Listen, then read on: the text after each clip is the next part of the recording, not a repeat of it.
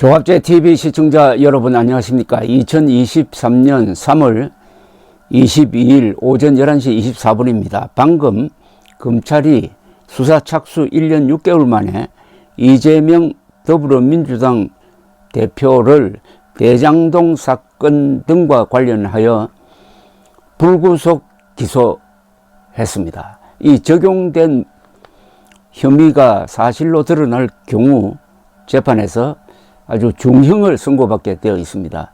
무기징역형까지 받을 수 있는 엄중한 혐의가 적용이 되었습니다. 2021년 9월 대선을 앞두고 검찰이 대장동 의혹 사건 수사에 착수한 지 1년 6개월 만입니다. 그러나 아직도 더 수사해야 될 부분이 남아 있습니다.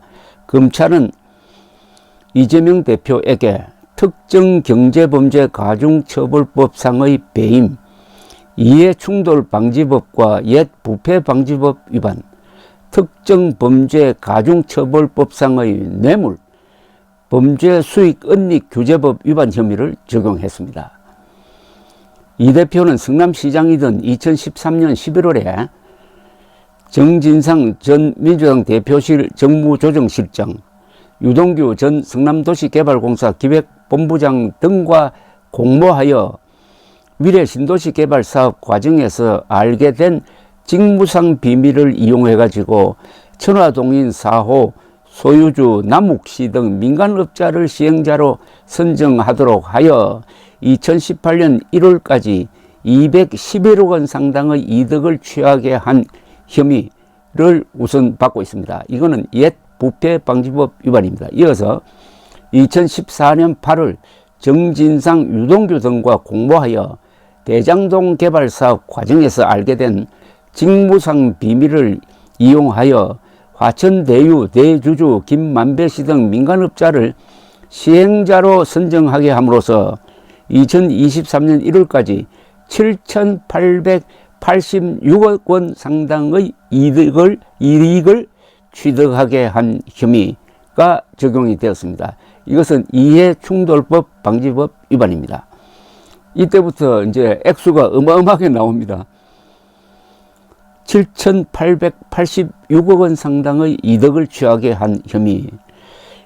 이재명 당시 성남시장은 정진상, 유동규 등과 함께 대장동 사업에서 성남 도계공이 받았어야 할 적정 배당 이익이 6,725억 원인데 거기에 현저히 미치지 않는 확정이익 1,830억 원만 배당받을 수 있도록 사업 구조를 짜가지고 민간업자들에게 4,895억 원, 막 5천억이라고 하겠습니다. 반올림해서 5천억 원 상당의 이익을 몰아주고 성남 도계공에 그렇게 함으로써 손해를 입힌 혐의, 특정 경제범죄 가중처벌법상의 배임, 이게 주 혐의입니다. 배임이 적용되었습니다. 검찰은 대장동 의혹 수사를 통하여 성남 도계공의 손해를 입게 한 최종 의사결정권자는 당시 성남시장인 이재명이라고 딱 못을 박았습니다. 이재명은 또 있습니다. 이게 결국 토착비리입니다. 성남이라는 독특한 이 지역을 배경으로 업자와 관리들의 결탁한 토착비리입니다. 이거 민주당과 아무 관계가 없습니다. 그런데 민주당이 나와가지고 순수한 개인 토착비리인 비리 혐의자인 이재명을 지금 결사옹위하고 있습니다.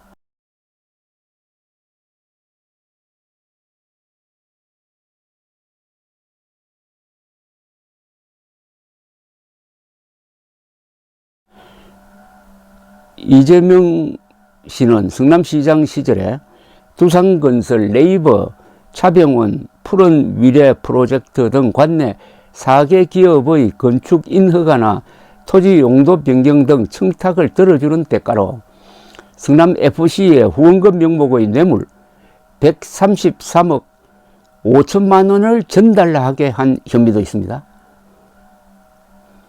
정진상 씨와 공모하여 네이버가 희망살림을 거쳐 성남FC에 뇌물을 제공하도록 하면서 범죄 수익이라는 것을 숨기게 한 혐의도 적용이 되었습니다. 한편 검찰은 이재명 씨가 대장동 일당에게 천화동인 1호 수익금 중 428억 원입니다. 428억 원을 받기로 했다는 혐의는 공소사실에서 일단 제외했습니다.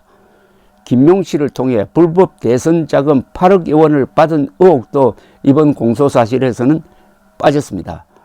50억 클럽과 백현동 개발 비리 의혹을 수사 중인 검찰은 이 의혹에 대한 수사도 이어간다는 방침입니다. 아직 수사가 완결되지 않았습니다. 이제 공은 법원으로 넘어가고 또 다른 공은 민주당 쪽으로 넘어갔습니다. 기소되면은 당연히 대표직을 내려놓아야 하는데 당헌에는 그런 강제 규정이 없으므로 아마 또 그대로 자리를 고수하면서 밀고 나갈 것으로 생각하는데 언제까지 밀고 나갈 수 있느냐?